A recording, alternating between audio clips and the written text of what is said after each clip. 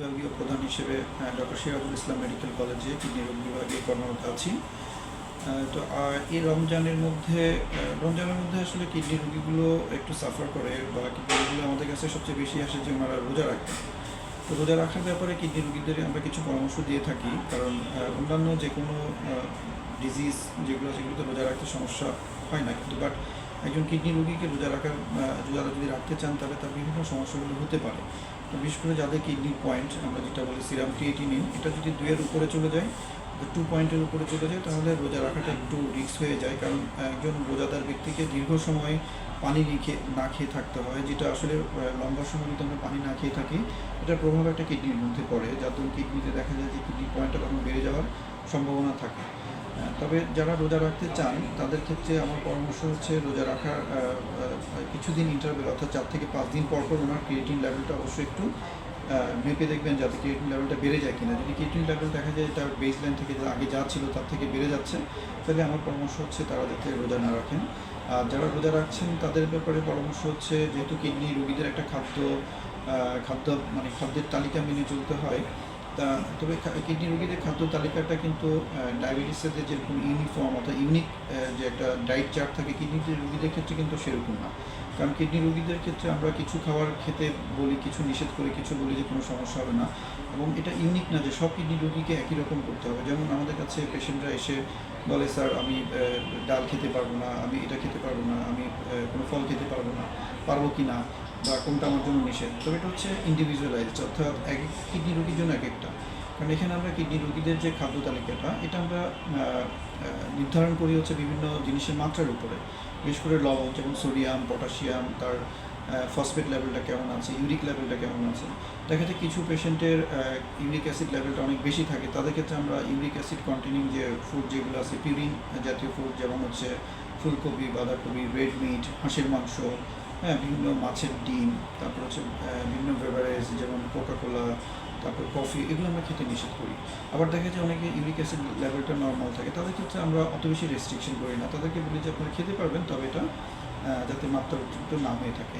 আবার ফসফেটের ব্যাপারে যেটা বলি, যে ফসফেট মানে হচ্ছে যে কোনো খাবারের মধ্যেই ফসফেট থাকে, বিশেষ করে দুগ্ধ জাতীয় খাবার যেগুলো এবং বীচি জাতীয় খাবার, বিশেষ করে ডাল, এগুলোর মধ্যে ফসফেটের পরিমাণ বেশি থাকে, যার ধরুন যাদের ফসফেট একটা আমাদের লেভেল আছে যে 2.7 থেকে 4.7, এই মাত্রায় থাকলে আমরা একটু অত বেশি রেস্ট্রিকশন করি না। যখন এটা 4 উপরে চলে যায়, তখন কিন্তু 4-এর উপরে চলে গেলে আমরা একটু রেস্ট্রিকশন করতে বলি। তো ফসফেট কন্টেনিং খাবারের মধ্যে যেমন দুগ্ধ জাতীয় খাবারগুলো আমরা রেস্ট্রিকশন করতে বলি একটু, এবং সেই সাথে বীচি জাতীয় খাবার যেমন শিমের বিচি, কাঁঠালের বিচি, বিভিন্ন ডাল, এগুলো পরিমাণে একটু কম খাবে। একবারই খেতে পারবে না যে তা না, যাতে একটু কমিয়ে দেয় আর কি, যদি মাত্রা বেশি থাকে। আর মাত্রা যদি নর্মাল থাকে তাহলে উনি স্বাভাবিক মোটামুটি উনি খেতে পারবেন। আর আরেকটা জিনিস হচ্ছে ফলের ব্যাপারে, যেটা ফলের মধ্যে মেইনলি হচ্ছে পটাশিয়ামটা থাকে। যেহেতু কিডনি রোগীদের সমস্যা যেটা হয়, কিডনিতে পটাশিয়ামটা সাধারণত নর্মালি বের হয়ে যায়, কিডনির সমস্যা দেখা দিলে এই পটাশিয়ামগুলো আমাদের শরীর থেকে বেরোতে পারে না। তবে এক্ষেত্রে দেখা যায় যে কারো ক্ষেত্রে পটাশিয়াম লেভেলটা অনেক বেশি থাকে, কারো ক্ষেত্রে আবার কিন্তু কম থাকে। যাদের কম থাকে আমরা উল্টা কিন্তু তাদেরকে আমরা ফল টল খেতে বেশি বলি, মানে বেশি খেতে বলি, যে যাদের পটাশিয়াম কম থাকে।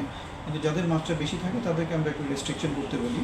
আর পটাশিয়াম কন্টেনিং ফুড যেগুলো আছে, বিশেষ করে এর রোজা রমজানের মধ্যে খেজুরটা আমরা বেশি খাই, খেজুরের মধ্যে সবচেয়ে বেশি পটাশিয়াম থাকে।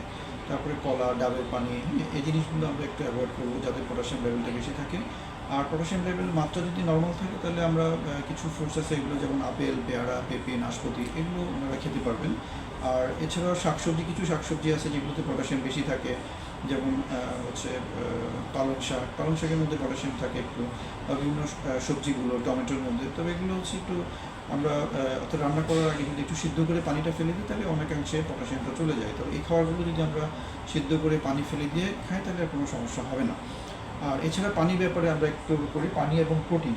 কিডনি রোগীদের সবচেয়ে বেশি যেটা হচ্ছে যে প্রোটিনটাকে আমরা একটু রেস্ট্রিকশন করি, সেটা কিডনির মাত্রা অনুযায়ী। যেমন আমরা নর্মালি যদি তাদের স্টেজ 3, আমরা কিডনি দীর্ঘমেয়াদী কিডনি রোগ যেটা সিকেডি, এক্ষেত্রে আমরা তাদেরকে বিভিন্ন স্টেজের মধ্যে আমরা ফেলি, যেমন 1 থেকে 5 পর্যন্ত স্টেজ আছে, এর মধ্যে আমরা 3 থেকে কাউন্ট শুরু করি। 3, 4, 5 যারা আছে, 3-তে যারা থাকেন তাদেরকে আমরা বলি যে 0.8 গ্রাম পার কেজি বডি ওয়েট, অর্থাৎ কারো যদি ওজন যদি 60 কেজি হয়, তাহলে উনি 50 গ্রাম পর্যন্ত প্রোটিন খেতে পারবেন। 50 গ্রাম প্রোটিন মানে হচ্ছে, আমরা যদি কাঁচা মাছ অথবা মাংস হিসাব করি, তাহলে প্রতি 100 গ্রাম কাঁচা মাংসের মধ্যে বোনলেস মাংসের মধ্যে 20 গ্রামের মতো প্রোটিন থাকে অন অ্যাভারেজ, তাহলে সে প্রায় 40 গ্রাম থেকে 200 গ্রামের মতো কাঁচা 200 থেকে 250 গ্রাম মাংস ডেলি খেতে পারবেন। কিন্তু যাদের কিডনিটা আরও বেশি পয়েন্ট স্টেজে চলে যায়, আরও অ্যাডভান্স স্টেজে চলে যায়, যেমন স্টেজ 5-এ চলে যায়, তাদের ক্ষেত্রে আমরা প্রোটিনটা খুবই রেস্ট্রিকশন করি। তাদেরকে বলি যে সারাদিনে 30 গ্রামের মতো প্রোটিন খাবেন। 30 গ্রাম প্রোটিন ইকুয়ালটা হচ্ছে 150 গ্রামের মতো কাঁচা অথবা মাংস, এই জিনিসগুলো ওনারা খেতে পারবেন। একেবারেই নিষেধ না এগুলো আমরা, তবে এটা যতটুকু পারা যায় প্রোটিনটা ওনারা কম খাবেন। আর পানির ব্যাপারে এটা ডিপেন্ড করতেছে ওনার প্রস্রাব কতটুকু হচ্ছে, সেই হিসাবে আমরা সাধারণত পানিটা নির্ধারণ করে থাকি। তবে এটা ক্ষেত্রভেদে 1 থেকে 1.5 লিটার আমরা বলি। কিন্তু কারো যদি দেখা যায় প্রস্রাবের পরিমাণ কমে গিয়েছে অথবা পায়ে পানি চলে আসছে, পায়ে ইডিমা যেটা বলি আমরা, যদি পা ফুলে যায়, সেক্ষেত্রে আমরা পানিটাকে একটু রেস্ট্রিকশন করি যে যাতে 1 লিটারের বেশি উনি পানি না খান। আর যারা ডায়ালিসিসে আছেন তাদের খাদ্যের জিনিসটা হচ্ছে, তারা তখন দেখা যায় খাদ্যের মধ্যে তেমন একটা রেস্ট্রিকশন থাকে না, শুধুমাত্র পানিটা ছাড়া। আর ডায়ালিসিসের রোগীগুলো ওনারা সব খাবারই কম বেশি খেতে পারেন, শুধু আমরা পানিটাকে ওনারা একটু রেস্ট্রিকশন করি। 700 থেকে 800 ml এর মতো ওনারা পানি খাবেন, যাদের প্রস্রাব একেবারেই হয় না। যাদের প্রস্রাব কিছুটা হয় তাদের ক্ষেত্রে আমরা 1 লিটার পর্যন্ত আমরা তাদেরকে পারমিশন দিয়ে থাকি যদি পানি খাবেন।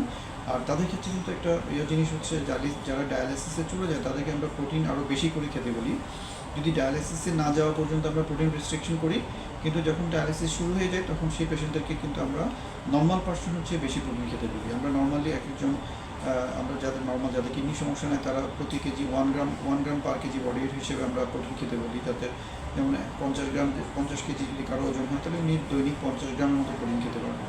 কিন্তু যখন পেশেন্টটা ডায়ালিসিসে চলে যায় তখন কিন্তু তার প্রোটিনের পরিমাণটা আমরা আরও বাড়িয়ে দিই 1.2 গ্রাম, অর্থাৎ 50 কেজি যার ওজন সে কিন্তু 60 গ্রাম প্রোটিন খাবে। অর্থাৎ নর্মাল পার্সন হচ্ছে তাকে প্রোটিন বেশি খেতে হবে, কারণ আমাদের ডায়ালিসিস যখন করি তখন আমাদের ডায়ালিসিসের মাধ্যমে বিভিন্ন প্রোটিনগুলো আমাদের শরীর থেকে বের হয়ে যায়, যাতে আমাদের শরীর প্রোটিনের ঘাটতি না হয় এবং ম্যাল নিউট্রিশন ডেভেলপ না করে, সে কারণে আমরা প্রোটিনটা একটু বেশি করে খেতে পারি।